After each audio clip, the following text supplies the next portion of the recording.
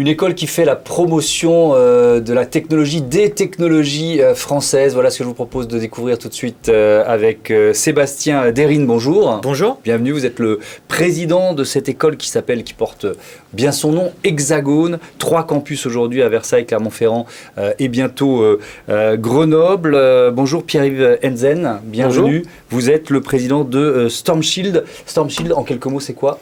C'est une entreprise française qui conçoit des produits de cybersécurité, filiale d'Airbus. Ok. Voilà. Et donc, vous allez nous expliquer le lien qui vous unit, évidemment. Création il y a un peu plus d'1 an, juin 2020. Avec quelle idée ? L'idée, c'est de créer un cursus de formation d'ingénierie informatique, mais dont le corpus académique se base sur les technologies et les services français, puisqu'on a de très belles pépites, notamment StormShield. Et l'idée, c'est de les intégrer directement dans le cursus de formation des futurs jeunes diplômés pour qu'une fois qu'ils arrivent en entreprise, ils fassent la promotion de ces technologies-là. Ça permet d'assurer des parts de marché et le développement des technologies françaises par rapport aux technologies concurrentes, puisqu'en informatique, ce sont majoritairement les Américains et les Chinois qui sont présents dans l'entreprise. Et donc, ça permet aussi de valoriser les compétences, d'avoir une véritable souveraineté numérique. Et quand on parle de souveraineté numérique, c'est aussi une souveraineté sur les logiciels, sur le hardware, etc. Donc, c'est très important pour nous. Comment vous avez eu l'idée ? C'est plutôt les industriels, les entreprises qui se sont dit on a besoin d'une formation qui finalement nous soutienne, crée justement cet écosystème, ou alors c'est vous qui vous êtes dit mais pourquoi il n'y a pas ça ? Je crois que c'est un petit peu les deux finalement. C'est à la fois les industriels et les entreprises qui ont besoin de jeunes formés sur leur propre techno tout de suite, parce que quand elles sont en recherche de compétences, elles trouvent des personnes qui sont dans le cas de StormShield formées sur Cisco, sur Huawei, sur Juniper, etc. Mais pas sur les leurs. Pourquoi ? Parce que personne ne forme sur les leurs. Et donc, c'est important que les établissements français, les universités ou les écoles privées, puissent intégrer les technos françaises dans le cursus de formation dès la base, si vous voulez. Ça, c'est super important. Ça veut dire qu'on parle presque plus de certification que de diplôme, en quelque sorte. Non, ça reste un diplôme. Nous, notre job, c'est de faire des parcours pédagogiques, si vous voulez, des parcours académiques où on va faire une intégration des technologies. Puisqu'à la fin, on parle de compétences. Et une compétence, elle n'est pas forcément estampillée StormShield, Microsoft ou autre. C'est pas le débat. C'est avoir un positionnement d'ingénieur. J'ai un problème, comment je vais y répondre, quelle solution je vais trouver. Mais dans la solution que je vais trouver, je vais essayer de mettre des technologies, des services français. Pourquoi on mettrait tout le temps des services américains ou des technologies américaines ? Pourquoi on parle tout le temps de Microsoft ou Huawei ou autre ? On a des solutions, on cite StormShield, on a Outscale, on a Olvid. Bref, il y a des belles sociétés qui ont une véritable valeur ajoutée sur le marché et qu'il faut encourager.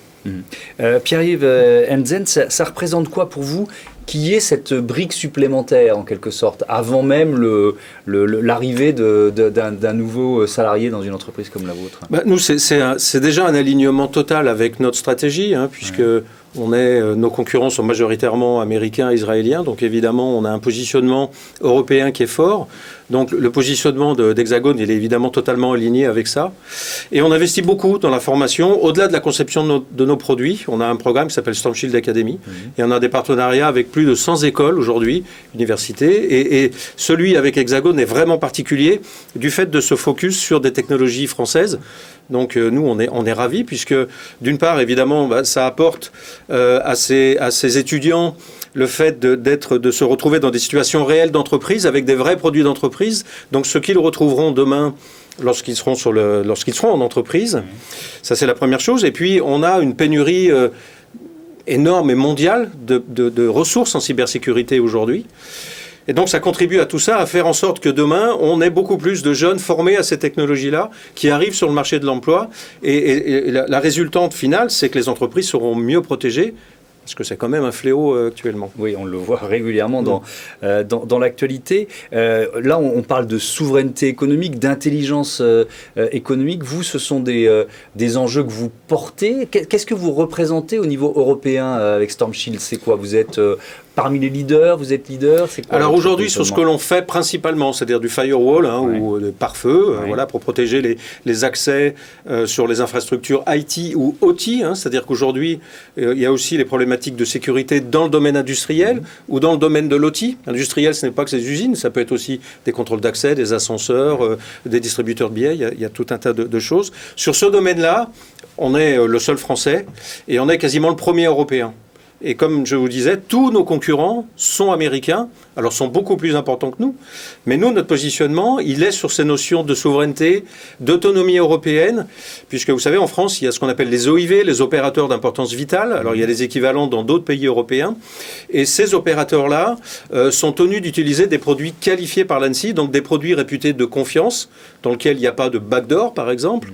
Et évidemment, nous, on se positionne très fortement là, puisqu'on apporte cette confiance, cette proximité auprès d'entreprises européennes, pas que les entreprises, hein, également toutes les administrations, les collectivités locales, les hôpitaux, qui sont une cible particulière aujourd'hui, avec les ransomware notamment.